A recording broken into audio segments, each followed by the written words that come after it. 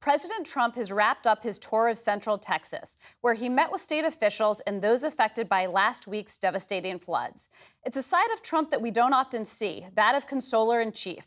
But we also saw another side of the president this week, one who seems to be fed up with Vladimir Putin. Joining me tonight to discuss all things Trump are Peter Baker, the chief White House correspondent at the New York Times. Tarini Parti is a White House reporter at the Wall Street Journal. Zolan Kano-Youngs is a White House correspondent at the New York Times, and Nancy Youssef is a staff writer at The Atlantic. Thank you guys all for being here, and let's just jump right in. I am actually old enough to remember George W. Bush comforting the first responders at Ground Zero after September 11th, and Barack Obama spontaneously breaking into amazing grace after the deadly shooting at Mother Emanuel Church in Charleston, South Carolina. I also remember President Trump throwing paper towels when touring hurricane damage in Puerto Rico during his first term. And Peter, you're even older than I am. A little bit. You have, unfortunately, just a little. But yes, you have covered 6 presidencies, starting with Bill Clinton. How does President Trump compare to his predecessors in this role as consoler-in-chief? Yeah, this is not his strength, right? President Trump has a lot of strengths. Consoling people, not one of them. Empathy, not one of them. You're right. I've been covering presidents going to disaster zones since President Clinton. I remember traveling with him to a big giant flood in Grand Forks, North Dakota. It was my first one. And what presidents from Clinton on have always done, of course, is to find ways to connect with people on the ground, to show that they're there, that they not only are going to bring resources to the federal government, but they understand their plight. And that's just not where Trump is. He is sometimes very good at mobilizing resources, but he is not good, I think, at connecting people who are in pain. Although today in Texas, we did see a version of him doing this. Let's watch. I've gone to a lot of hurricanes, a lot of tornadoes. I've never seen anything like this. This is a bad one. We just visited with incredible families that, I mean, look, they've been devastated. They lost their child or 2 children, and just hard to believe what, I've never seen anything like it. I mean, so no paper towels this time. Tarini, is this a side of the president we just don't see? Is he growing into the role? He was more empathetic than we've seen him in the past. And what we saw in the last few days is Secretary Kristi Noem talking to him, telling him stories about what she had seen on the ground. And you could tell he had been, moved by the tragedies at the camp in particular, and he brought that up today. So it was a different side of him. But he also wanted to, of course, tout his administration's response, which is different from what we've seen how other administrations have handled it. It's been a very scaled back federal response. They're relying more on state and local officials. And he also tried to make that point, that even though they're doing things differently, that in his view, this has been a success, even though there are still a lot of people missing and search and rescue teams are still looking for them. There's almost like 2 sort of wings to a president's response when it comes to a disaster. The rhetoric and the empathizer in chief, but then also you mentioned mobilizing resources. That's the other part of it. And I think we have to look at President Trump's record with FEMA in its entirety in this second term. I traveled with him to North Carolina, and then he went to California in his first week in office. And yeah, he had some of those moments of empathy and interacting with some of these people who were suffering. He also mused about shuttering the nation's disaster relief agency. In his time in office in the second term, a large portion of workers from FEMA have also lost their jobs at this point. The Department of Homeland Security, we wrote a story that they were reviewing grants ranging from police, supporting police departments to disaster resilience, and basically reviewing whether localities were aligned with the administration's DEI and immigration agenda in order to continue giving out those grants. Kristi Noem is facing a lot of criticism right now for a new rule in which grants above $100,000 she actually needs to review, and people are citing that new rule in basically claiming a slowed down response here. We won't know and really the grade of the federal government's response to this disaster for some time. It's still very soon. But all of these reasons are why the administration might be facing more questions and scrutiny than usual. It's the president's comments before the disaster as well as what we saw today. Right. Oh, sorry. It looks like you're going to say something. No, I was going to say, you're right. I mean, the administration can't stop a flood, but this was a failure of preparedness. And what struck me this week is how much we've been talking about response by government, not only on the federal level, but at the local level, starting all the way from when the camp built these new facilities using this $5 million grant a few years ago, even though it was in floodplains. Local officials not willing to answer questions about the systems they had in place to respond to this and whether they were adequate on the state level and, as you point out, on the federal level. And what's been interesting to me in watching the coverage is people mentioning actually names of people who could have made a difference.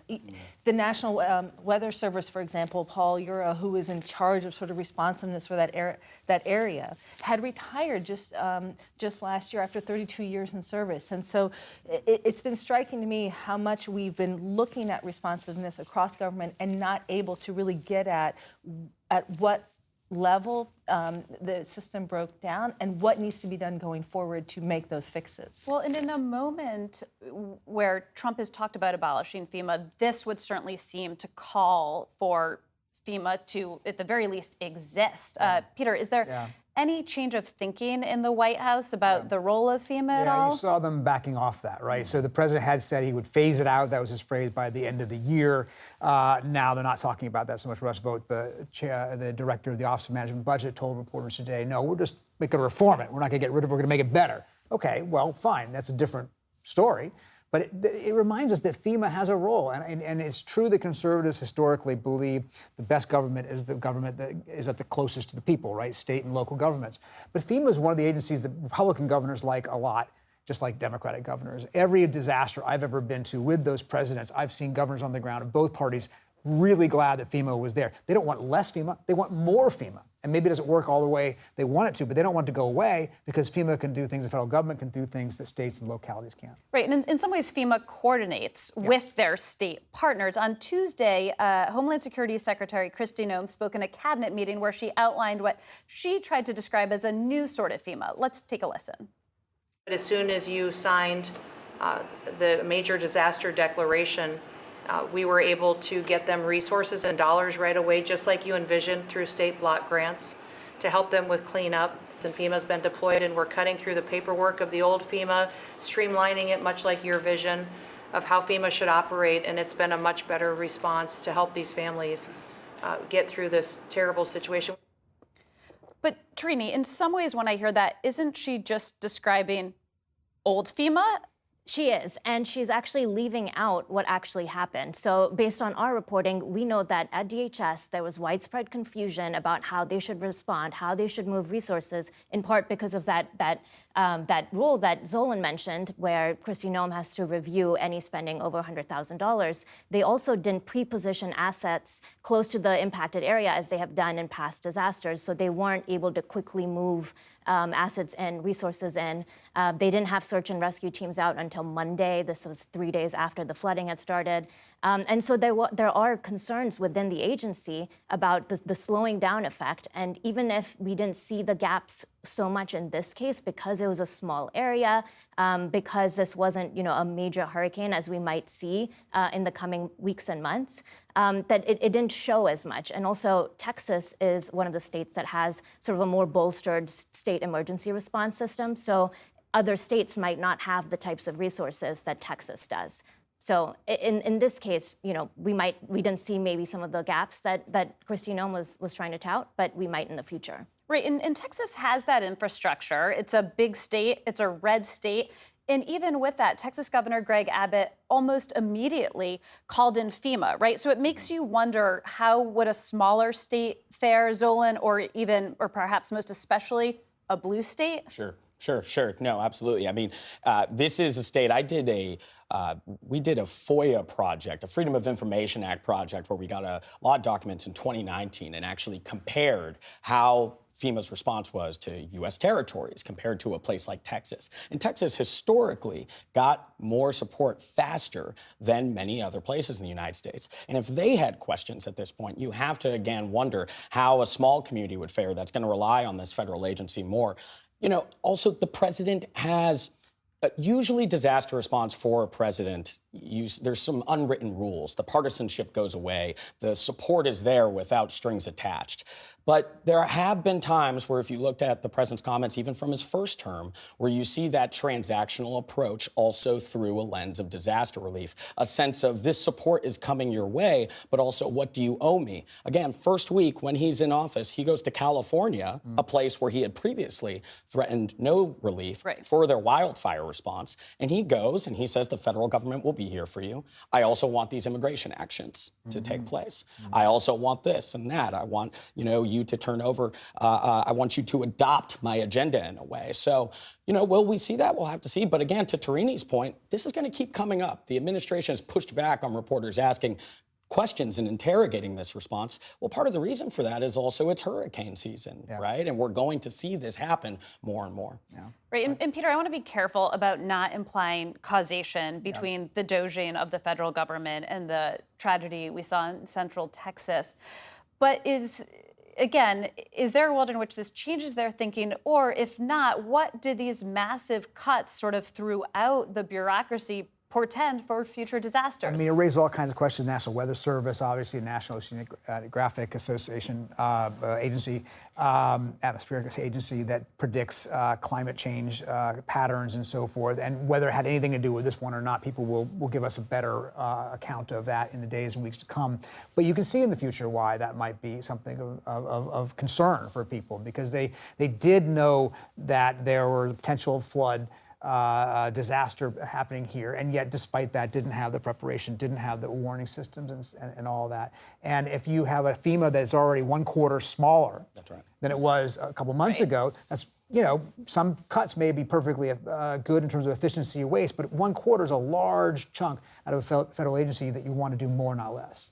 Right, and Tarini, you mentioned some of these gaps that were not as acute because Texas was better prepared, but you've done a lot of reporting on FEMA.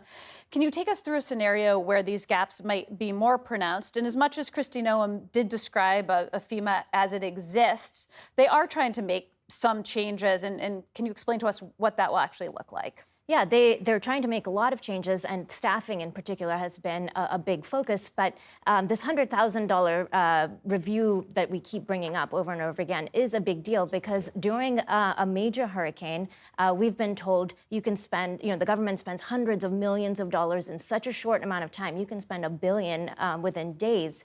And so getting approval for every little thing that the government spends money on could really potentially cause lives in this type of situation. What they've also gotten rid of is door-to-door services, where FEMA staff goes to an impacted area and knocks on doors and tries to help survivors. So that has been, taken away. We also don't know if they're going to be doing what I described earlier as pre-positioning of these assets, which was something that came out of Hurricane Katrina as sort of a big lesson learned, which is to go big and go quickly and early as much as possible to try to be as prepared. Even if it costs the government more money, those resources are there in case the state and local officials need them.